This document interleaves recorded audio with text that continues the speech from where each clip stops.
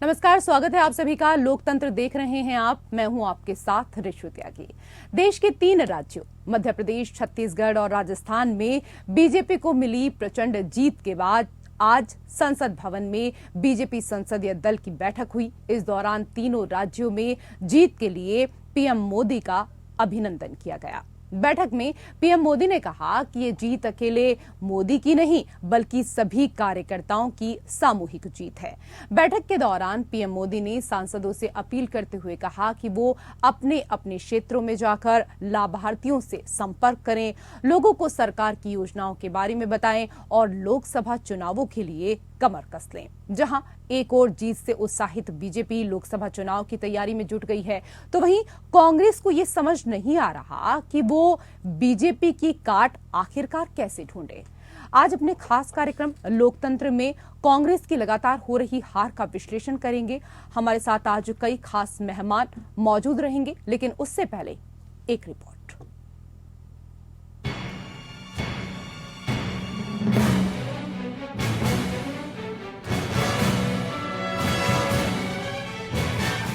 BJP संसदीय दल की बैठक में पीएम नरेंद्र मोदी ने पार्टी सांसदों से कहा कि वह लोकसभा चुनावों के लिए कमर कस लें। हिंदी बेल्ट के 3 राज्यों में हुए विधानसभा चुनावों में बीजेपी को मिली अपार सफलता के लिए पीएम मोदी ने कहा कि सबने मिलकर काम किया है। राज्यों में सरकारें रिपीट होने का बीजेपी का 58% का रिकॉर्ड है, जबकि कांग्रेस का केवल 18% ही है। पीएम ने कहा कि सभी सांसद अपने क्षेत्रों में जाकर लाभार्थियों से संपर्क करें और लोगों को सरकारी योजनाओं के बारे में बताएं। पीएम मोदी ने सांसदों से ये भी कहा कि वह जोर शोर से विकसित भारत संकल्प यात्रा में जुट जाएं। 2047 तक विकसित भारत बनाना है। सभी सांसद विश्वकर्मा योजना को घर घर तक पहुंचाएं।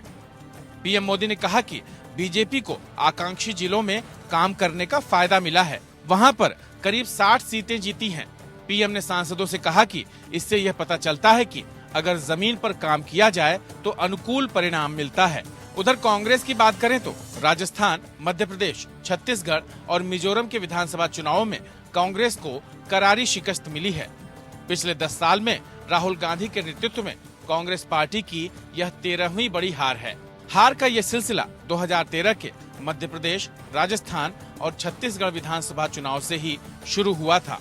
जीत का फॉर्मूला खोजने के लिए पिछले 10 सालों में कांग्रेस के 3 राष्ट्रीय अध्यक्ष बदल गए, 2 संगठन महामंत्री की भी छुट्टी हुई, कई बार गठबंधन का भी प्रयोग हुआ, लेकिन बीजेपी के विजयी रथ को ध्वस्त करने में ये सब नाकाम रहे। राजनीति के जानकार मानते हैं कि हालिया चुनाव में 4 राज्यों में कांग्रेस ने वोट शेयर के मामले में अच्छा प्रदर्शन किया, लेकिन पार्टी का चुनाव प्रचार बहुत ही खराब रहा। पार्टी लोगों को यह नहीं बता पाई कि लोग उसे क्यों वोट दें। बड़ा सवाल ये भी है कि आखिर कांग्रेस पिछले 10 सालों से जीत का फॉर्मूला क्यों नहीं खोज पा रही है। आपको बता दें कि 2014 के लोकसभा चुनाव में हार के बाद सोनिया गांधी ने ए.के. एंटनी की अध्यक्षता में एक कमेटी का गठन किया था। कमेटी में एंटनी के अलावा मुकुल वासनिक, आर.सी. खुंटिया और अविनाश पांडे शामिल थे। इस कमेटी ने 2014 के आखिर में सोनिया गांधी को अपनी रिपोर्ट सौंपी थी। कमेटी ने अपनी रिपोर्ट में दिशाहीन कैंपेन, संगठन में गुटबाजी और बड़े नेताओं के चुनावी रणनीति को हार के लिए जिम्मेदार ठहराया था। एंटोनी कमेटी ने कांग्रेस में जान फूंकने के लिए कई सुझाव कांग्रेस आलाकमान को दिए थे, लेकिन इनमें से शायद ही कोई लागू किए गए। एंटोनी कमेटी ने कांग्रेस के संगठन को सुस्त बताया था और कहा था कि अधिकांश कार्यकर्ता बड़े नेताओं के चक्कर ही लगाते रहते हैं, जिससे पार्टी का जनाधार कम हो रहा है। इससे पहले 1989 में हार के बाद उमाशंकर दीक्षित की रिपोर्ट को कांग्रेस कार्य समिति के सामने पेश किया गया था, लेकिन इस पर भी कांग्रेस ने अमल नहीं किया। सत्ता मिलते ही पार्टी इस रिपोर्ट को भूल गई, जिससे कांग्रेस का जनाधार लगातार गिरता गया। दीक्षित कमेटी ने अपनी रिपोर्ट में कांग्रेस के सक्रिय कार्यकर्ताओं की निगरानी, ब्लॉक और प्रदेश स्तर पर निर्वाचन के जरिए संगठन तैयार करना और राष्ट्रीय स्तर पर सभी बड़े पदों पर चुनाव कराने की सिफारिश की थी। वहीं उदयपुर डिक्लेरेशन रिपोर्ट 2022 में यूपी, पंजाब समेत 5 राज्यों में चुनाव हारने के बाद कांग्रेस ने राजस्थान के उदयपुर में चिंतन शिविर का आयोजन किया था। पार्टी ने इस शिविर में एक राजनीतिक प्रस्ताव पास किया था, जिसे उदयपुर डिक्लेरेशन कहा जाता है। इस रिपोर्ट को वर्तमान कांग्रेस अध्यक्ष मल्लिकार्जुन खड़गे की अध्यक्षता में तैयार किया गया था। डिक्लेरेशन में कुछ सख्त नियम लागू करने की बात कही गई थी। इसके मुताबिक संगठन में 50% पद 50 साल से कम उम्र के युवाओं को दी जाएगी। चुनाव के दौरान एक परिवार से एक ही को टिकट दिए जाएंगे। टिकट की घोषणा चुनाव से 3 महीने पहले ही करने की बात कही गई थी। साथ में यह भी कहा गया था कि संगठन में कोई भी एक व्यक्ति एक टर्म से ज्यादा एक पद पर नहीं रह पाएगा। सोनिया गांधी ने इसे जान फूंकने वाला फॉर्मूला बताया था। हालांकि यह फॉर्मूला 1.5 साल बीत जाने के बाद भी लागू नहीं हो पाया है। इसके अलावा कांग्रेस की सबसे बड़ी इकाई कांग्रेस कार्य समिति में 39 सदस्य हैं, जिसमें से 11 सदस्य मोदी काल में चुनाव नहीं लड़े हैं। 13 सदस्य चुनाव लड़े तो बुरी तरह हारे। 2 की तो जमानत तक जब्त हो गई थी। बंगाल, बिहार, उत्तर प्रदेश जैसे राज्यों में पार्टी के पास फुल टाइम कोई प्रभारी नहीं है। इन राज्यों में लोकसभा की 150 से ज्यादा सीटें हैं। 1990 से पहले इन राज्यों में कांग्रेस की तूती बोलती थी। हार की जिम्मेदारी लेते हुए 2019 में राहुल गांधी ने अध्यक्ष पद छोड़ दिया था, लेकिन कई बड़े नेताओं ने इस्तीफा नहीं दिया। संगठन महामंत्री केसी वेणुगोपाल तो 4 साल से ज्यादा इस पद पर काबिज हैं। ऐसे में कांग्रेस के दिन कब सुधरेंगे, ये बड़ा सवाल है। Bureau report.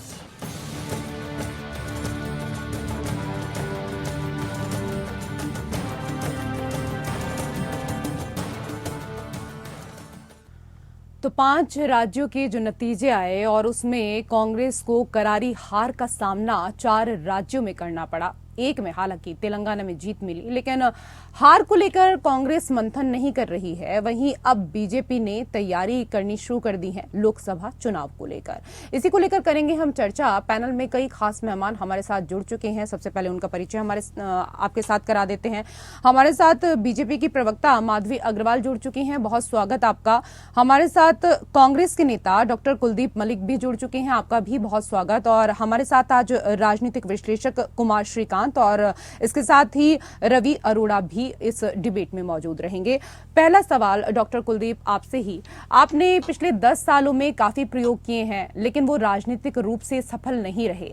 पिछले 10 साल में राहुल गांधी के नेतृत्व में कांग्रेस पार्टी की ये 13वीं बड़ी हार है और हार का ये सिलसिला 2013 के मध्य प्रदेश, राजस्थान और छत्तीसगढ़ विधानसभा चुनावों से ही शुरू हुआ। आप क्या कारण समझते हैं इन तमाम स्थितियों के लिए?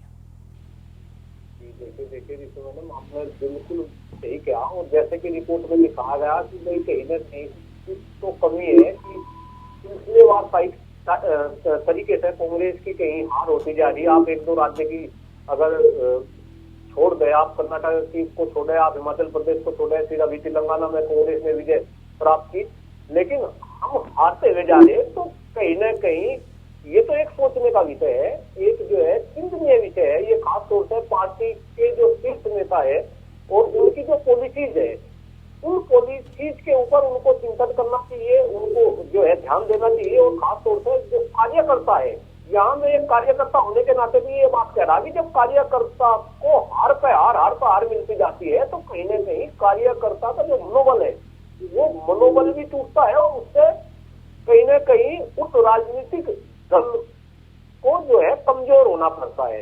लेकिन मुझे पूर्ण विश्वास है कि कांग्रेस पार्टी बड़ी राष्ट्रीय पार्टी है और सबसे पुरानी पार्टी इस देश की कांग्रेस पार्टी है। आजादी से पहले से ही जो है कांग्रेस पार्टी चली आ रही। कांग्रेस पार्टी इसके ऊपर चिंतन करेगी और आने वाले समय में जो कमियां रहेगी उन कमियों। चलिए, अच्छी बात है कि आप अपनी हार को स्वीकार कर रहे हैं और बड़ी ही ईमानदारी से आप कह रहे हैं डॉक्टर कुलदीप मलिक की जो हार है उसकी समीक्षा हम यहाँ पर करेंगे। आपके जो बड़े नेता हैं उनको हार की समीक्षा करनी चाहिए थी, मंथन करना चाहिए था, लेकिन उनको तो फुर्सत ही नहीं है। वो तो टूर पर निकलने वाले हैं, सुना है। नहीं, अगर देखिए, अगर आपके पास में ऐसी सूचना है और बड़े नेता अगर टूर पर निकल रहे तो भाई ये भी जो है कहीं न कहीं पार्टी का दुर्भाग्य है। भाई हार से हमें सीख लेनी चाहिए। और मैं तो ये कह रहा कि आप इस पिच के ऊपर आप राजनीति खेल रहे, आप कहीं न कहीं आपको वो पिच समझनी पड़ेगी। और इतने मुद्दे आज कांग्रेस के पास है और वो मुद्दे कांग्रेस के नहीं, वो आम जनता के मुद्दे हैं। आप शिक्षा का मुद्दा लेकर हो, राजनीति में बेरोजगारी का मुद्दा लेकर हो, आप किसानों का मुद्दा हमें मुद्दों को लेकर जनता के बीच में जाना पड़ेगा। जो हमने पिच बनाई, हमें उस पिच का विश्लेषण करना पड़ेगा। और अगर आपको ऐसा लगता है कि उस पिच में आपको कुछ चेंजेस लाने, तो कहीं ना कहीं वो चेंजेस आपको लाने पड़ेंगे। देखिए माधवी अग्रवाल जी, बड़ी ईमानदारी से यहाँ पर जवाब दिया डॉक्टर कुलदीप मलिक ने, और वो खुद इस बात को स्वीकार कर रहे हैं कि कहीं ना कहीं जब इस तरह की हार होती है, क्योंकि सबसे ज्यादा जो मेहनत करता है चुनावों में वो एक कार्यकर्ता ही होता है, और ऐसे में कार्यकर्ता का मनोबल भी टूटता है। और इस वक्त मंथन करने का समय था, कांग्रेस को मंथन करना चाहिए था कि 5 राज्यों में, क्योंकि इतनी पुरानी पार्टी है और एक नई पार्टी देखिए मिजोरम में जो 4 साल पहले बनी वो जीत जा रही है, वो सत्ता पर काबिज हो जा रही है, लेकिन कांग्रेस पार्टी इतनी पुरानी पार्टी होने के बाद भी उसके बाद ये क्यों नहीं समझ पा रही है कि आखिरकार हमारी हार का क्या कारण रहा। और जिस बात को बड़ी ही गंभीरता से स्वीकार किया यहाँ पर डॉक्टर कुलदीप मलिक ने कि कार्यकर्ताओं का मनोबल लगातार गिरता जा रहा है, तो जाहिर सी बात है कि ऐसे में अब लोकसभा चुनाव में बीजेपी को ये था कि कहीं ना कहीं हमारे सामने सबसे बड़ा जो विरोधी है वो कांग्रेस है, लेकिन यहाँ तो कार्यकर्ताओं का ही मनोबल टूट रहा है। देखिए रश्मि, मैं बहुत अच्छी तरह से कुलदीप जी की बात सुन रही थी, और मुझे बहुत खुशी है कि कुलदीप जी ने बात को समझा और सही तरीके से नैतिक जिम्मेदारी लेते हुए अपनी बात को माना, और मतलब देश की जनता की जो मैंडेट है उसका स्वागत किया। और देखिए भाजपा की कार्यकर्ता होने के नाते मैं आपको ये बोलना चाहूंगी कि भाजपा ने जिस तरीके से विगत वर्षों में काम किया है, और जो हम शुरू से बोलते आए हैं, हमारे शीर्ष नेतृत्व ने जिस तरीके से डबल इंजन की सरकार बोलकर राज्यों में काम किया है, निश्चित रूप से ये जो मैंडेट आया है ये कांग्रेस को समझना चाहिए कि उन्होंने जितने भी एलिगेशंस लगाए, चाहे जितना भी उन्होंने, विपक्षी पार्टी का काम है। देखिए मेरा मानना ऐसा है कि किसी भी देश की समृद्ध राजनीति और लोकतंत्र के लिए एक सशक्त विपक्ष का होना बहुत जरूरी है। तो विपक्ष अपना कार्य करे, विपक्ष अपना कार्य कर रही है, हम उनके सवालों का जवाब देने के लिए हमेशा तत्पर हैं, सक्रिय हैं, और हम देना चाहेंगे। लेकिन जिस तरीके की भाषा शैली अभी विगत दिनों में इनके नेताओं ने की, इनके प्रवक्ताओं ने की, ये बहुत ही निंदनीय है। मैं एक देश की नागरिक होने के नाते कहूंगी कि प्रधानमंत्री, जो हमारे देश के प्रधानमंत्री, चलिए ठीक है ना, उसका जवाब तो जनता ने दे दिया। अब इससे बड़ा जवाब क्या होगा? और चोर उसको छोड़ दीजिए माधवी जी, उसको छोड़ दीजिए, क्योंकि लोगों ने उसका जवाब उसको बिल्कुल अब उन बातों का फायदा नहीं है, क्योंकि सबसे बड़ा जवाब अगर कोई दे सकता है तो वो जनता ही देती है, और जनता ने जवाब दे दिया। 3 राज्यों में आपकी सत्ता है, अब आपको क्या चाहिए। लेकिन कुमार श्रीकांत, बीजेपी की एक बैठक में पीएम मोदी ने कहा कि ये जीत अकेले मोदी की नहीं बल्कि सभी कार्यकर्ताओं की सामूहिक जीत है। मोदी ने सांसदों से अपील करते हुए कहा कि वो अपने अपने क्षेत्रों में जाकर लाभार्थियों से संपर्क करें, लोगों को सरकार की योजनाओं के बारे में बताएं और लोकसभा चुनावों के लिए कमर कस लें। 3 राज्यों में जीत के बाद मोदी ने लोकसभा के लिए कमर कस ली है, लेकिन कांग्रेस लोकसभा तो छोड़िए, विधानसभा की हार तक को लेकर ठीक से मंथन नहीं कर रही है। देखिए कांग्रेस में सबसे बड़ी समस्या ये है, कांग्रेस में अभी भी आला कमान जो है के दिशा निर्देश पे चीजें चलती हैं। यानी कि राज्य इकाई चाहकर भी नीतिगत फैसले नहीं ले सकती। राज्य की इकाई यहाँ तक कि अपने प्रवक्ताओं को रखने में, महासचिवों की नियुक्तियों में भी सेंट्रल से कमांड ले रही है। अब मैं बड़ी बात कहता हूँ, मल्लिकार्जुन खड़गे को बने हुए तकरीबन 6 महीने हो गए होंगे मिनिमम। मुझे बताइए क्या कांग्रेस में उन्होंने मूलतूल परिवर्तन किया है? अभी कोई ऐसी स्ट्रेटेजी भी नहीं बनाई जिससे 2024 का चुनाव वो जीत सके या उसको जाकर वो पेश कर सके। किसी भी राज्य में नई इकाई का नवनिर्माण नहीं हुआ है, सोल्जर तैयार नहीं हुए हैं। यहाँ तक कि नए कांग्रेस कार्यकर्ताओं को छोड़िए, पुराने कांग्रेस कार्यकर्ताओं की सुध भी नहीं ली गई है। तमाम वो मीटिंग्स और तमाम इंडिया अलायंस को लेकर घोषणाएं वो केवल हवाई हैं, वो जमीन पर निकलती हुई नहीं दिखती हैं। अभी लोगो डिजाइन नहीं हुआ, लोगो प्रमोट नहीं हुआ, और साझा कार्यक्रम, साझा नीतिगत फैसले या फिर वो बिंदु भी नहीं बन पाए हैं। अडानी पर राहुल गांधी बोलते हैं तो ममता और शरद पवार उनको चुप करा देते हैं। बात करते हैं ये जातिगत आंकड़ों की या जातिगत जनगणना की, तो वो आप देखिए चारों राज्यों में वो बातें धुआं हो गई। यानी कि पब्लिक नहीं चाहती है कि उन मुद्दों पर बात हो। अब विकास को लेकर बात की जा रही है और अपने मुद्दों को लेकर बात की जा रही है। एंटी इनकम्बेंसी कांग्रेस नहीं संभाल पाई और एंटी इनकम्बेंसी को प्रो कम्बेंसी करके स्ट्रैटेजिक किस तरीके से चुनाव लड़ा जाता है, बीजेपी ने इसका जो है एक बेहतर उसको बताया भी 2 अलग अलग राज्यों में। तो अब सवाल कांग्रेस का यह है कि कांग्रेस का परिवर्तन होगी। 56 से ज्यादा चुनाव राहुल गांधी को आगे करके कांग्रेस हार चुकी है। 56 चुनाव कम नहीं होते हैं। मुझे याद है जब मैंने अपना ये कार्य स्टार्ट किया था पत्रकारिता में 2004-2005 के बाद, तब से राहुल गांधी लॉन्च होते हुए दिख रहे हैं मुझे। 2008 से लॉन्च होते हुए दिख रहे हैं। 2024 आने को है और वो लॉन्च नहीं हो पा रहा। इसरो से लेकर नासा सबने हाथ जोड़ दिए हैं कि भाई ये लॉन्च नहीं हो सकता।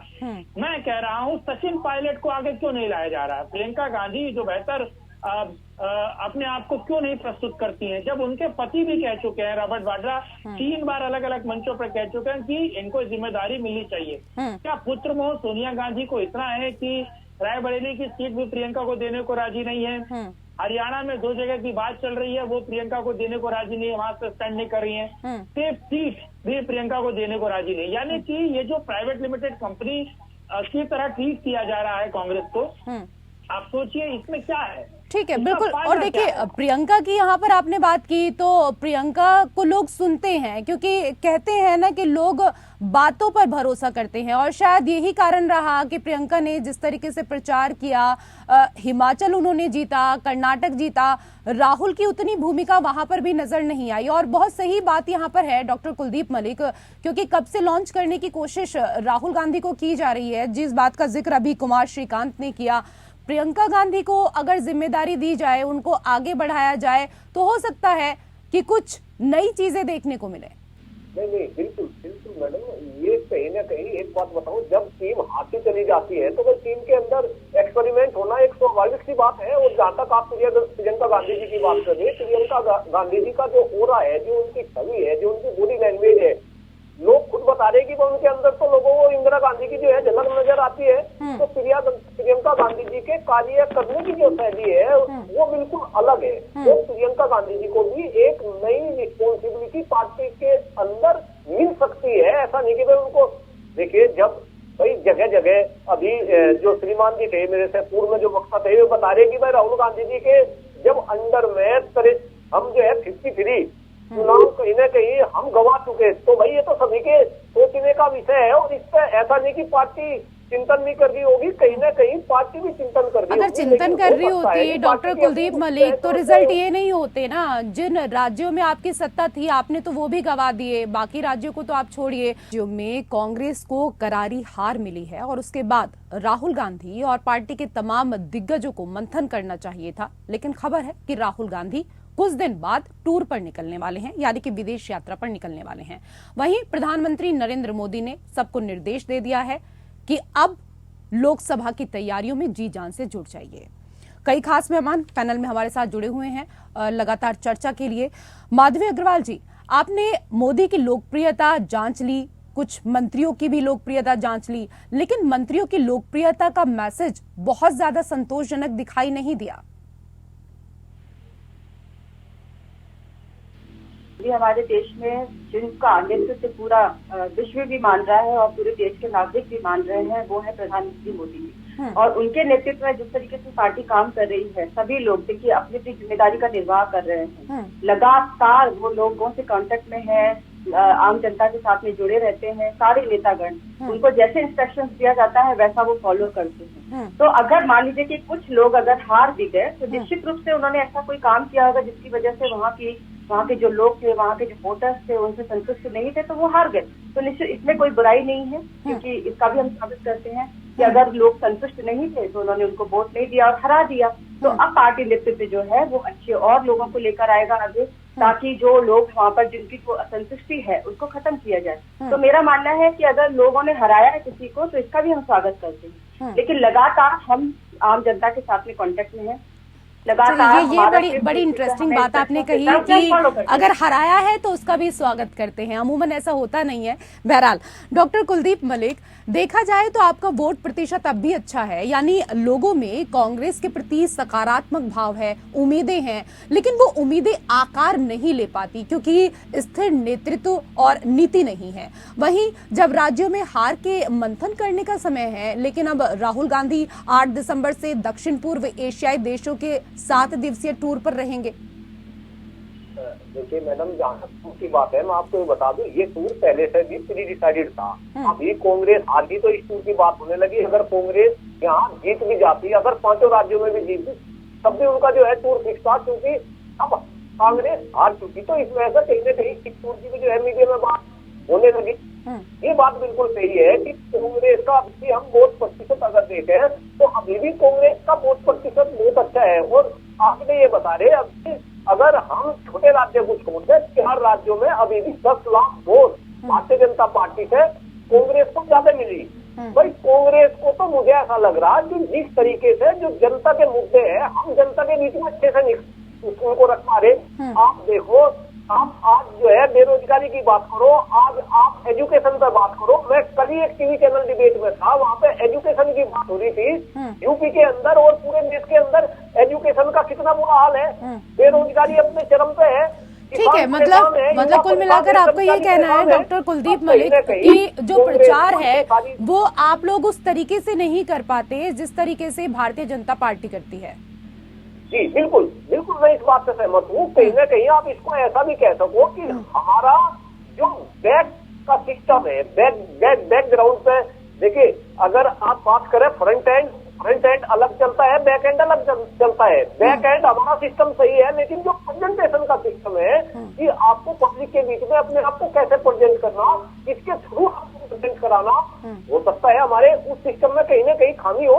तो ये सारा चिंतन का विषय है, सोचने का विषय है। और जिक्र कांग्रेस सबसे पुरानी पार्टी है, आजादी के पहले से कांग्रेस इस देश में थी, अभी भी इस देश में कांग्रेस है। और मैं तो कह रहा अभी भी भाई, हम तो अभी भी हिमाचल प्रदेश में ठीक है, लेकिन इस चीज को तो आप भी मानेंगे कि पिछले कुछ दिनों में, जैसे क्योंकि आप लगातार इस बात को कह भी रहे थे, कांग्रेस के तमाम प्रवक्ता, कांग्रेस के तमाम दिग्गज नेता, कि मोदी का जो मैजिक जो पहले था वो मैजिक अब नहीं रहा है। लेकिन जो ये नतीजे आए हैं उससे साफ हो गया है कि मोदी का जो मैजिक है वो लगातार बरकरार है। और एक जो वाणी होती है, जो बोलने का तरीका है, इस बात को तो देखिए हर व्यक्ति यहाँ पर जानता है कि जो वाणी है वो मोदी की कितनी प्रभावशाली है। रवि अरोड़ा जी, बीजेपी ने विधानसभा चुनावों में किसी भी नेता को सीएम फेस घोषित किए बिना पीएम मोदी के चेहरे पर चुनाव लड़ा और जीता। क्या ये एक तरह से पीएम मोदी की लोकप्रियता का टेस्ट था? जी बिल्कुल सही कहा आपने। सबसे पहले तो मैं आपको कहूं कि जो कांग्रेस की रणनीति रही वो कहीं ना कहीं बहुत कमजोर रही। 2014 के बाद अगर हम देखें तो सिर्फ अगर हम तेलंगाना, कर्नाटक और हिमाचल को छोड़ दें तो कांग्रेस वर्किंग कमेटी के जो भी डिसीजन लिए गए उसमें कहीं ना कहीं बहुत भारी कमी रही। दूसरा, बीजेपी के अंदर जिस प्रकार से सुंदर राजे सिंधिया को लेकर कहीं ना कहीं पार्टी में आक्रोश था काफी ज्यादा, उसको ध्यान में रखते हुए नरेंद्र मोदी जी के चेहरे पर चुनाव लड़ा गया। और सभी राज्यों में खास करके, क्योंकि मध्य प्रदेश में भी जिस प्रकार से शिवराज सिंह चौहान को लेकर भी कहीं ना कहीं एक एंटी इनकम्बेंसी का हल्का माहौल दिख रहा था, तो ऐसे में कहीं ना कहीं पार्टी ने रिस्क ना लेकर नरेंद्र मोदी जी के चेहरे पर चुनाव लड़ा। और नरेंद्र मोदी जी के चेहरे पर ही चुनाव नहीं लड़ा, उन्होंने जो विदेश नीति 2014 के बाद जिस प्रकार से मजबूत की है, पूरी दुनिया के अंदर अपना परचम फहराया है, तो ये उनके लिए सीधा सीधा फायदा दिख रहा था। और खासकर एक बात और बता दूं कि भारतीय जनता पार्टी अब तक हिंदुत्व के सिर्फ मुद्दे पर लड़ती थी, हिंदुत्व की बात करती थी, लेकिन इस बार उन्होंने जातीय समीकरण भी साथ साथ ध्यान रखा है। और जातीय समीकरण को ध्यान में रखते हुए ही उन्होंने ये पूरी रणनीति तैयार की। इस बार की उन्हें बम्पर जीत मिली है। और कांग्रेस कहीं ना कहीं जातीय समीकरण बनाने में तो अपनी तरफ से पूरी कोशिश करती रही, लेकिन उसको नुकसान उसी जातीय समीकरण में पड़ गए, क्योंकि जो अंदरूनी फूट थी, चाहे हम बात करें मध्य प्रदेश की, चाहे हम बात करें राजस्थान की, तो ये जो आपसी फूट थी, जो अंदरूनी फूट थी, वो कहीं ना कहीं नुकसान दे गई। और अब भी आज मैं आपको आपके चैनल के माध्यम से एक बात और बता दूं कि इंडिया गठबंधन के तहत अगर चुनाव लड़ती है कांग्रेस पार्टी तो इतना अधिक फायदा कांग्रेस को नहीं होने वाला। अगर पूरे देश में अपने दम पर लड़ती है, बिना गठबंधन के लड़ती है, उसके बाद बेशक चुनावों के रिजल्ट आने के बाद 2024 के कोई बड़ा डिसीजन ले, ज्यादा अच्छा रहेगा कांग्रेस पार्टी के लिए। लेकिन अगर यह अपने दम पे ना लड़कर अलायंस के साथ चुनाव लड़ती है तो भी कांग्रेस को नुकसान देखने को मिल सकता है। तो ऐसे में कहीं ना कहीं भारतीय जनता पार्टी को सिर्फ मोदी जी के चेहरे तो है ही है, वो तो सच में एक ब्रांड बनकर उभरे हैं और उसका फायदा बिल्कुल मिला है। दूसरा, जो धर्म के साथ साथ उन्होंने जातीय समीकरण इस बार बनाए हैं, उसका भी बहुत फायदा मिला है। इसके अलावा जिस प्रकार से आपने देखा हुआ कि जो गारंटी इन्होंने चलाया नरेंद्र मोदी की, तो उसको लोगों ने मतलब जिस प्रकार से लग रहा था और सर्वे भी दिखा रहे थे कि कहीं ना कहीं ऐसा ना हो कि बीजेपी को नुकसान हो जाए, बल्कि उन राज्यों में भी बम्पर, चाहे हम छत्तीसगढ़ की बात करें, चाहे राजस्थान में भी एक बार लगा था कि जो है बहुत ज्यादा अशोक गहलोत को फायदा हो सकता है, लेकिन वो नुकसान नहीं मिला, कहीं ना कहीं वो फायदा भी नहीं ले पाई कांग्रेस। तो ये अपने आप में बहुत बड़ी बात है, और जो जीत मिली है वो सचमुच में इसके आकलन तो शायद खुद भारतीय जनता पार्टी ने भी नहीं किया। बिल्कुल सही आपने कहा, बीजेपी के लिए भी कहीं ना कहीं कई राज्य ऐसे रहे जिसमें ये जो जीत है वो अविश्वसनीय थी, अकल्पनीय थी। लेकिन जो गारंटी वाली अभी आपने यहाँ पर बात की रवि अरोड़ा जी, अगर देखा जाए तो इस बात में कोई दौराय नहीं है कुमार श्रीकांत, क्योंकि अक्सर हमने देखा है कि चुनावों के समय मैनिफेस्टो में तमाम वादे किए जाते हैं, लेकिन इस बार प्रधानमंत्री नरेंद्र मोदी ने कहा कि हर जीत की, हर चीज की, हर बात की स्वयं मैं ही गारंटी हूं। और शायद यही कारण रहा कि लोगों ने एक तरीके से प्रधानमंत्री का चेहरा देखकर ही बम्पर वोट दिया इन तीनों राज्यों के भीतर। देखिए, मुझे लगता है कि कहीं ना कहीं जनता जानती है डिलीवरी सिस्टम को लेकर। आप सोचिए कि प्रधानमंत्री के किसान सम्मान निधि पर भरोसा था, 72,000 जो हर साल मिलने वाला था उस पर भरोसा जनता को नहीं था। और दूसरी सबसे खास बात है, जिस तरीके से महिलाओं को कहा जा रहा था, महिलाओं को हर महीने 1200 रुपए मध्य प्रदेश में मिल रहे थे। महिलाएं इस वक्त रिस्क लेने के मूड में नहीं थी कि कांग्रेस आती है तो कांग्रेस को उन तमाम जो प्रोग्राम है उनको लागू करने में अगर 1-1.25 साल लग जाता है तो 1-1.25 साल का घाटा कौन सहेगा। तो कहीं ना कहीं महिलाएं बेहतर चीजों को समझती हैं, और मध्य प्रदेश में 12 से बड़ी ऐसी योजनाएं जो सीधे महिलाओं को लेकर है। आप छत्तीसगढ़ में देखिए, छत्तीसगढ़ में और राजस्थान में सबसे बड़ी समस्या जो कन्वे कर पाए, भ्रष्टाचार तो था ही, लेकिन जो हर घर नल वाली योजना है उसके लिए राज्य सरकार किस तरीके से उदासीन थी। राज्य सरकार कुछ कर नहीं पाई, इसका खामियाजा मिला, और मुझे लगता है इसको भी मुद्दा बनाया गया। ऊपर से छत्तीसगढ़ हो या राजस्थान हो, जो तमाम ऐसे घोटाले की बात आई, जैसे 12 से ज्यादा घोटालों की बात छत्तीसगढ़ में हुई, 8 नए घोटालों की बात, लाल डायरी की बात हुई, तो तमाम ऐसे मुद्दे थे। मुझे लगता है कि जिसे नरेंद्र मोदी टच करना चाहते थे, जिनको पता था कि किस रैली में क्या बोलना है, कब पायलट के बारे में बोलना है, कब उनके जो दिवंगत पिता है उनके बारे में बात करनी है, तो मुझे लगता है कि वो सारी चीजें। दूसरी चीज सबसे खास बात यह है कि कांग्रेस AK एंटनी ने जो रिपोर्ट बनाकर दी थी कांग्रेस को और कहा था कि आपकी पार्टी आखिर क्यों हार रही है, इनको याद होना चाहिए कि जनार्दन द्विवेदी ने एक रिपोर्ट बनाकर दी थी 2019 के बाद, और बताया था कि पार्टी क्यों लगातार चुनाव हार रही, और 2014 में चुनाव हारने के बाद AK एंटनी ने जो रिपोर्ट बनाकर दी थी, मुझे लगता है वो हाशिए पर नहीं है रिपोर्ट, वो कूड़े के डस्टबिन में है। कांग्रेस बहुत बड़े पैमाने पर अलग अलग राज्यों में जो डाइसी वोटर्स होते हैं उनके बीच कांग्रेस का परसेप्शन बना ऐसा है कि कांग्रेस जो है वो मुस्लिम परस्त पार्टी है। आप देखिए, कन्हैया लाल की मृत्यु होती है, मतलब उस पर आतंकवादी घटना होता है, इस्लामिक आतंकवादी घटना होता है, चरमपंथ की घटना होती है, सरकार, राज्य सरकार महज 5 लाख रुपए देती है, आप समझिए, और किसी प्रकार का कोई सहायता कन्हैया लाल के परिवार को नहीं होता। जयपुर में 2 मवाली, 2 मुस्लिम युवक आपस में लड़ते हैं जो बदमाश होते हैं, उसमें से एक व्यक्ति उसी चीज में मारा जाता है।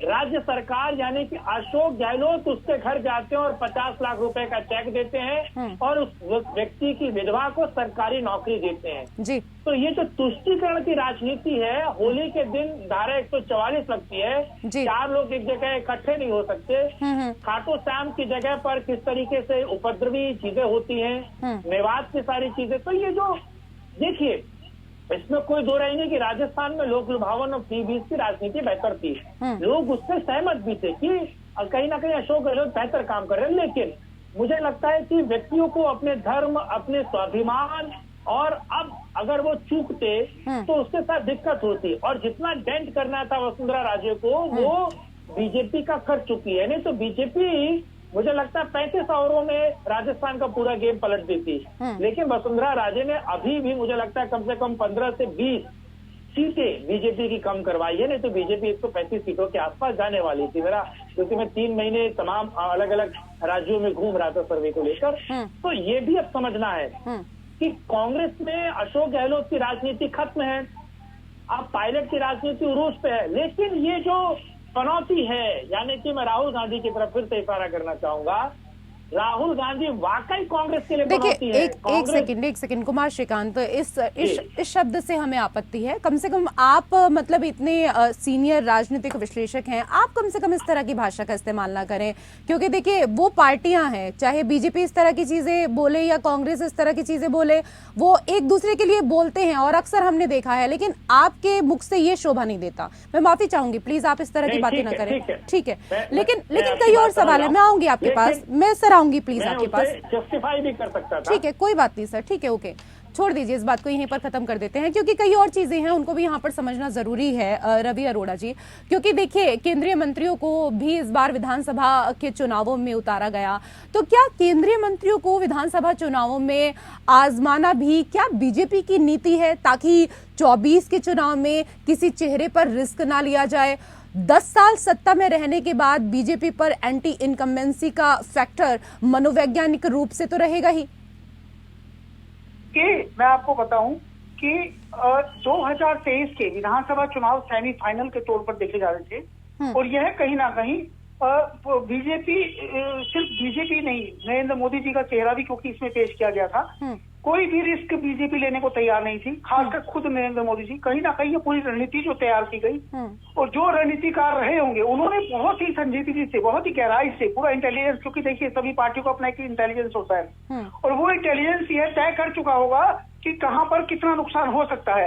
ऐसे में केंद्रीय मंत्रियों को उतारना, सिर्फ केंद्रीय मंत्री नहीं, सांसदों को भी उतारा गया, पार्टी के बड़े कारक जो नेता है उनको भी उतारा गया और एक भारी जीत हासिल की, और ये कहीं ना कहीं रणनीति पूरी तरह से कामयाब रही। मतलब प्लानिंग जो की गई वो इसी प्रकार से की गई कि लोकसभा चुनावों को बहुत कम टाइम बचा है, ऐसे में केंद्रीय मंत्रियों को उतारने में कोई नुकसान ज्यादा नहीं होने वाला। और सबसे बड़ी बात, इसका फायदा लोकसभा चुनावों में सीधा सीधा देखने को मिलेगा, क्योंकि अब जो इनको मंत्रालय दिए जाएंगे, अब ये 6 महीने का टाइम जो इनके पास बचेगा उसके अंदर ये अच्छा काम करके दिखा सकते हैं। और क्योंकि आज इन बीजेपी को बेशक से जीत हासिल हो गई है, लेकिन लोकसभा चुनाव, देखिए आज आपको बताऊं मैं, विधानसभा और लोकसभा के चुनाव में थोड़ा बहुत अंतर होता है राज्यों के अंदर, लेकिन आज जो इस बार वोट पड़ा है वो पूरी तरह से मोदी जी के नाम पे पड़ा है। तो मोदी जी चाहेंगे कि उस छवि को बरकरार रखते हुए, क्योंकि ये जिस राज्य से सांसद आते थे, जिस राज्य से मंत्री आते थे, उनको अपने ही एरिया में जिम्मेवारी दी गई है, और अब इसीलिए शायद आज राजस्थान के मुख्यमंत्री की जो उठापटक चली, तो वो इसीलिए चली कि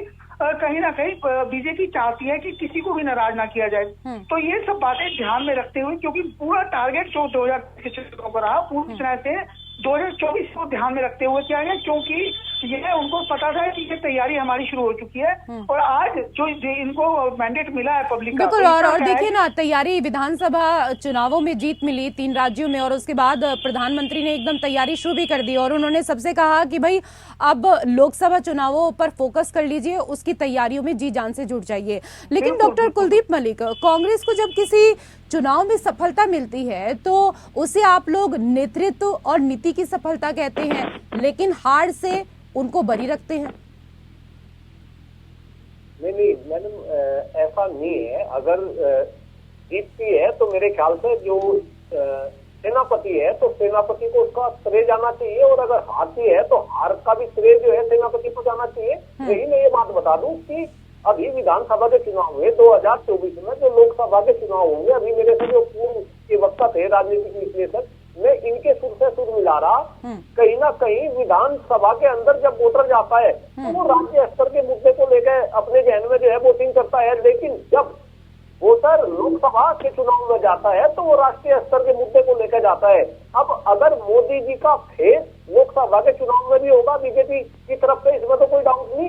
तो अब जनता कहीं ना कहीं मोदी जी ने जो वादे करे थे 2014 में, बार बार मैं अलग अलग प्लेटफॉर्म से इस बात को कहता हूँ कि जितने भी मोदी जी के वादे थे उनमें से आप 2 वादों को भूल जाओ, धारा 370 और 35 को भूल जाओ, और अभी राम मंदिर को भूल जाओ। इसके अलावा मोदी जी ने जो रिपोर्ट कार्ड की बात की थी कि हर साल मैं जनता के बीच में जाऊंगा, अपना रिपोर्ट कार्ड दूंगा। 9 साल चले गए, 10वां साल चल रहा, आज तक कोई भी रिपोर्ट कार्ड आदरणीय प्रधानमंत्री जी द्वारा जनता के बीच में नहीं लेकर गया और जनता उनको बार बार जीत का तोहफा दे रही। तो अब चुनाव में उस रिपोर्ट कार्ड की भी बात होगी और उस रिपोर्ट तो आप जनता से नाराज हैं क्या कि वो रिपोर्ट कार्ड नहीं दे रहे हैं लेकिन जनता फिर भी वोट दे रही है? नहीं मैडम, मैं ये बात इसमें ऐसे कह रहा कि रिपोर्ट कार्ड की बात अब 2024 के जो है लोकसभा चुनाव में होगी, क्योंकि भाई मोदी जी देश के प्रधानमंत्री है। अब जो है जो चुनाव होगा वो बीजेपी की तरफ से मोदी जी होंगे, वे 10 साल से जो है प्रधानमंत्री रह रहे। तो अब कहीं ना कहीं इस चुनाव में भ्रष्टाचार की बात होगी, महंगाई की बात होगी, किसानों की ठीक है। बात होगी। आपने जो अभी रिपोर्ट कार्ड का यहाँ सवाल उठाया है, इस पर मैं एक प्रतिक्रिया माधवी अग्रवाल जी से ले लेती हूँ, क्योंकि उसके बाद एक ब्रेक के लिए हमें रुकना होगा। माधवी जी, देखिए, रिपोर्ट कार्ड की बात कर रहे हैं तो रिपोर्ट कार्ड तो आपको देखिए चुनाव में रिजल्ट में मिल ही गया कि जनता ने क्या सोचा, जनता ने किस तरीके से अभिवादन किया हमारा। दूसरी बात ये बात कर रहे हैं तो राजस्थान में जिस तरीके से लगातार हत्याएं हो रही थी, जिस तरीके से महिला उत्पीड़न हो रहा था, रेप की घटनाएं बढ़ रही थी, तो इस पर जब जनता ने आवाज उठाई तो उनके साथ क्या किया गया? दिन दहाड़े लोगों को मार दिया जा रहा है, महिलाओं के साथ उत्पीड़न हो रहा है। तो उस सरकार में अपने आपस में ही 2 जन लड़ रहे हैं, 2 नेता जो है वो आपस में लड़ रहे हैं। एक नेता दूसरे को गाली दे रहा है, दूसरा नेता दूसरे को गाली दे रहा है। तो जनता सोच रही है कि भाई जब इन लोगों में आपस में समन्वय नहीं है, आपस में इन लोगों में मेल नहीं है, तो ये जनता का भला क्या करेंगे? 40 लाख से ज्यादा इन लोगों ने जो है वो लोगों को मोबाइल बांटे चुनाव के पहले। तो उसके बाद भी जनता ने अगर बीजेपी को ही चुना है तो मुझे लगता है कि अब इससे ज्यादा बड़ा रिपोर्ट कार्ड आपको मांगने की जरूरत नहीं है। और जनता ने जब आपको मैंडेट नहीं दिया तो आपने पहले तो स्वागत किया, लेकिन अभी आप जनता के ऊपर ही उंगली उठाने लगे। तो मुझे लगता है कि जनता अच्छी तरीके से जानती है, आज की जनता बहुत समझदार है, जिसमें युवा वोटर्स है, महिला वोटर्स है। तो उनको पता है कि उनका आने वाला भविष्य किस पार्टी, किस दल के साथ में संरक्षित रहेगा। तो उन्होंने अपना रिपोर्ट कार्ड अपने वोट के द्वारा दे दिया। अब कौन सा रिपोर्ट कार्ड चाहिए मुझे नहीं पता है, और मुझे विश्वास है कि 2024 में भी जब इलेक्शन आएगा और उसके बाद भी जिस तरीके से वोट मिलेंगे और प्रधानमंत्री जी वापस से फिर से उनके नेतृत्व में देश में सरकार चलेगी, तो मुझे लगता है कि अभी तो इनको विश्वास नहीं हो तो बाद में जरूर यकीन हो जाएगा कि जनता ने जो है वो रिपोर्ट कार्ड किस तरीके से देखा और रिपोर्ट कार्ड का किस तरीके से अभिवादन किया। इनके जो नेतृत्व है वो ये करता है, जैसे उन्होंने अभी कहा कि उनका पहले से बना हुआ था। तो राहुल गांधी का यही सिस्टम है कि जैसे ही चुनाव की प्रक्रिया खत्म होती है वो विदेश यात्रा पे निकल जाते हैं। उनको कोई मतलब नहीं है कि जीत हुई है, हार हुई है, क्या परिणाम हुए, कितने वोट मिले, उनको कोई लेना देना नहीं है। उनका काम है कि उन्होंने जो अपना बोलना रहता है, जितना रायता फैलाना होता है कांग्रेस, कोई बात नहीं, विदेश यात्रा से वापस आने के बाद हो सकता है कि फिर से कोई यात्रा निकाल ले राहुल गांधी, फिर से हो सकता है कोई यात्रा निकालें। क्यों? डॉक्टर कुलदीप मलिक, लोकसभा की तैयारियों में जुट गई है बीजेपी, लेकिन विधानसभा चुनावों के जो नतीजे आए उसमें करारी हार के बाद भी कांग्रेस मंथन करने के लिए तैयार नहीं है, और इसी को लेकर लगातार हम कर रहे हैं चर्चा। पैनल पे कई खास मेहमान हमारे साथ मौजूद हैं। माधवी अग्रवाल जी, जिस दिन रिजल्ट आ रहे थे, नतीजे आ रहे थे, तो कार्यकर्ता आपके बड़े उत्साहित थे और कह रहे थे कि राज तिलक की करो तैयारी, आ रहे हैं भगवाधारी। अब 3 राज्यों में आपकी सरकार आ रही है, लेकिन अभी तक यही नहीं पता कि सीएम कौन बनेगा। इसका बड़ा बेसब्री से इंतजार है सबको। बिल्कुल बेसब्री से हमें भी इंतजार हो रहा है जी। और देखिए रशीद जी, लगातार इससे पार्लियामेंट्री बोर्ड की बैठक हो रही है और निश्चित रूप से बहुत जल्दी आप लोगों के सामने परिणाम आ जाएंगे। और निश्चित रूप से ऐसा नेतृत्व आएगा हमारे राज्यों में जहाँ पे लोग अच्छी तरीके से, जो पिछली सरकारों ने जिस तरीके से प्रॉब्लम की है वैसी नहीं होगी। तो बहुत जल्दी ये निर्णय आप लोगों के सामने आ जाएगा। हम भी इसका बेसब्री से वेट कर रहे हैं। और जनता ने जितनी अच्छी तरीके से मैंडेट दिया है, लोगों ने भाजपा का जिस तरीके से बाहें फैलाकर स्वागत किया है, भाजपा उन्हें एक अच्छा नेतृत्व देगी, अच्छा सीएम देगी, जो कि राज्य को, डबल इंजन की सरकार को बढ़िया अच्छा सीएम देगी, अच्छा भगवाधारी देगी। राजस्थान में अच्छा भगवाधारी देगी क्या?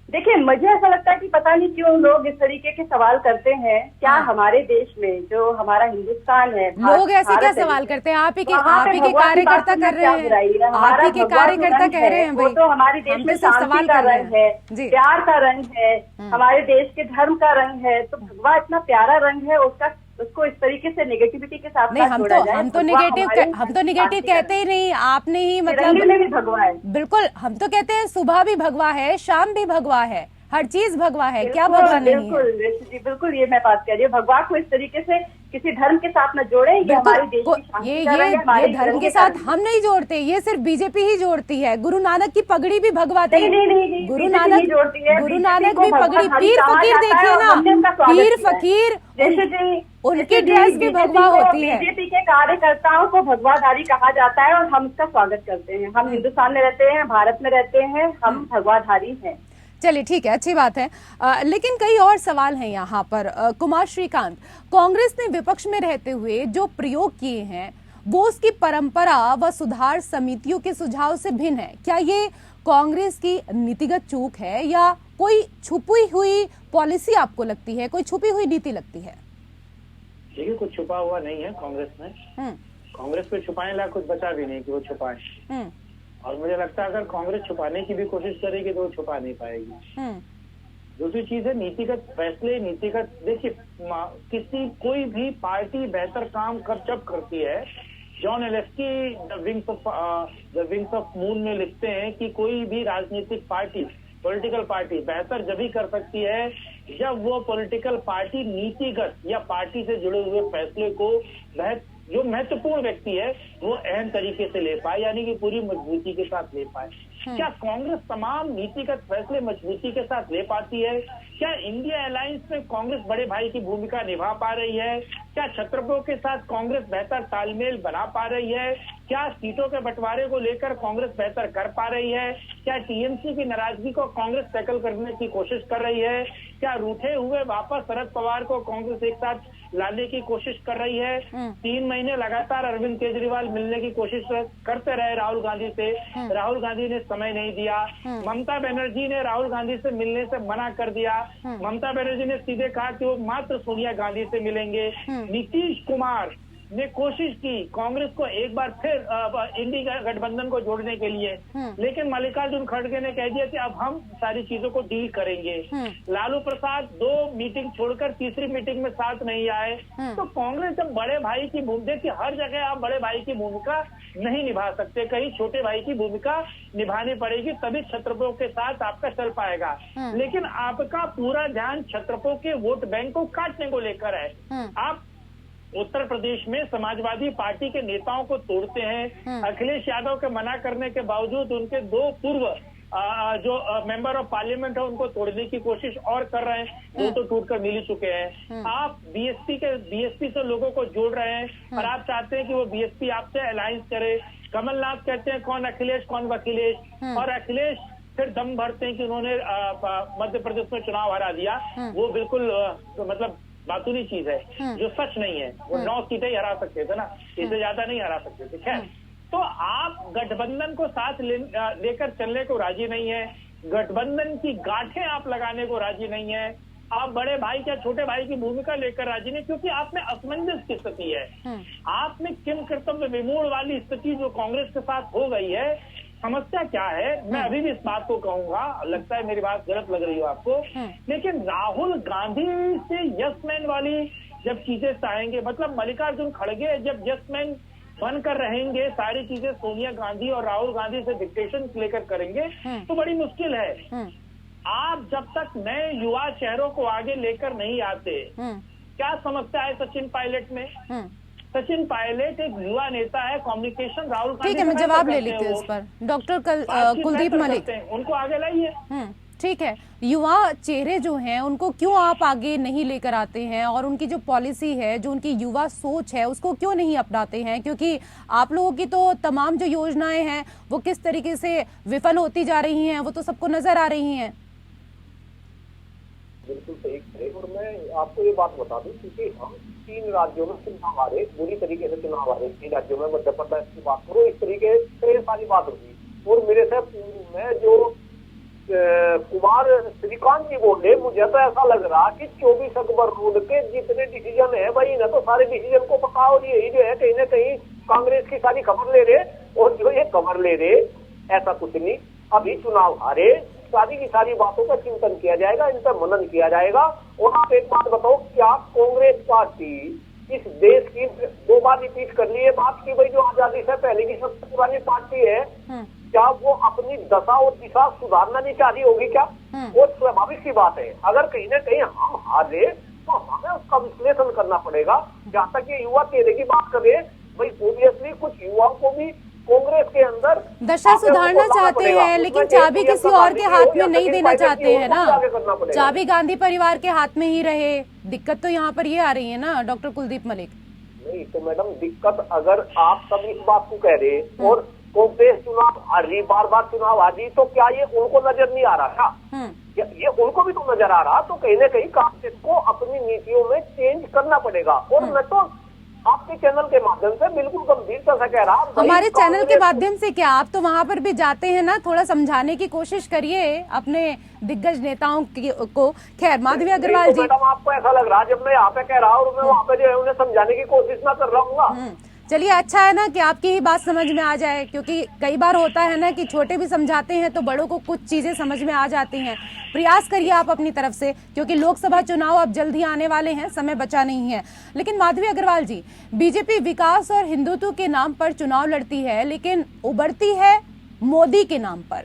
जिन मुद्दों का दम आप भरते हैं उन्हें ठीक से कम्युनिकेट करने में चूक होती है, या आप लोग निश्चिंत है कि मोदी की गारंटी रामबाण का काम करेगी? बिल्कुल, हमारा तो ये अभी नारा बन गया है, मोदी की गारंटी जो है वो नारा चल रहा है। दूसरी बात कि हम जो बात कहते हैं वो करते हैं, चाहे वो राम मंदिर का मुद्दा हो। सभी विपक्षी दलों ने बहुत बार पूछा कि मंदिर वही बनाएंगे, तारीख नहीं बताएंगे, तो तारीख भी आ गई। दूसरी बात ये कि अगर जम्मू कश्मीर का मुद्दा हो, चाहे देश का कोई भी मुद्दा हो, महिलाओं के लिए सबसे ज्यादा पहले सोचने की बात हो, तो वो बीजेपी ने किया। सार्थक रूप से जो उनके मैनिफेस्टो में होता है उसको सार्थकता देने के लिए, यथार्थ से देने के लिए जो भी हमने किया वो सारा किया और सामने आया। तो ये कहना कि हम सिर्फ मोदी जी की गारंटी के साथ, मोदी जी की गारंटी इसलिए लोगों ने मानी है क्योंकि वो जो गारंटी देते हैं वो अपनी पूरी करते हैं गारंटी। तो लोगों को ये यकीन हो गया है कि मोदी जी कहेंगे वो बिल्कुल निश्चित रूप से वो होगा। और उन्होंने जाकर ये कहा कि मोदी की गारंटी, उन्होंने ये नारा जो है वो ये भाषण में अपने कहा सारे चुनाव के प्रचार में। और इस गारंटी को वहां की महिलाओं ने, वहां के लोगों ने या पूरी तरीके से एक्सेप्ट किया और जिसकी वजह से ये मैंडेट आया। तो मेरे कहने का मतलब है कि मोदी जी की गारंटी का मतलब यही है कि मोदी जी की गारंटी यानी कि वास्तव में वो होगा। मैं यहाँ आज चैनल पे बैठकर डॉक्टर कुलदीप जी का मैं धन्यवाद देना चाहूंगी कि आज तक मैंने किसी भी डिबेट पर इतनी अच्छी तरीके से कांग्रेस के नेता को कांग्रेस की समस्या पर बात करते हुए नहीं देखा। मुझे नहीं पता कि इनके साथ क्या होने वाला है। नहीं, देखिए ऐसा है ना, ये बहुत फर्क भी पड़ता है माधवी अग्रवाल जी की। अगर कोई नेता, अगर इन्होंने किया, बिल्कुल कोई नेता अगर पढ़ा लिखा है तो वो जानता है कि समस्या क्या है ना, हम कहाँ गलत है, कहाँ नहीं है। मेरी बात पूरी कंप्लीट होने दीजिए। मैं ये कह रही थी कि जैसा कि ये बार बार कह रहे हैं कि इनका क्या है कि राहुल गांधी रायता गिराते हैं और सीधे विदेश यात्रा पे चले जाते हैं। चुनाव के बाद क्या रिजल्ट हुए हैं उन्हें कोई मतलब नहीं है। तो इस चीज से व्यथित जो है सारे लीडर्स हैं। बिल्कुल इन्होंने बहुत अच्छी बात की कि बहुत सारे युवा चेहरे हैं, इनके युवा नेता हैं जिनको इनको सामने लेकर आना चाहिए, लेकिन बार बार रीलॉन्चिंग हो रही है राहुल गांधी को। मेरे ख्याल से ये होती रहेगी। ये तो मतलब इनका रिचुअल्स बन गया है कांग्रेस का। और बेचारे जो रिचुअल्स जैसे कहते हैं ना कि हम सभी लोग अपने रिचुअल्स को फॉलो करते हैं, चाहे वो कितने ही पुराने क्यों ना हो, तो ये भी बेचारे फॉलो करने के लिए बाध्य हैं, तो ये रिचुअल्स फॉलो कर रहे हैं। तो मैं निश्चित रूप से कुछ लोग तो अब ये भी कह रहे हैं डॉक्टर कुलदीप मलिक की प्रियंका गांधी की बेटी भी बड़ी हो रही है, तो उनको भी राजनीति में लेकर आना चाहिए। हो सकता है वो ही मामा को कुछ सिखा दे। बहुत बहुत शुक्रिया आप सभी मेहमानों का हमारे साथ इस चर्चा में जुड़ने के लिए। लोकतंत्र में मेरे साथ फिलहाल इतना ही। नमस्कार।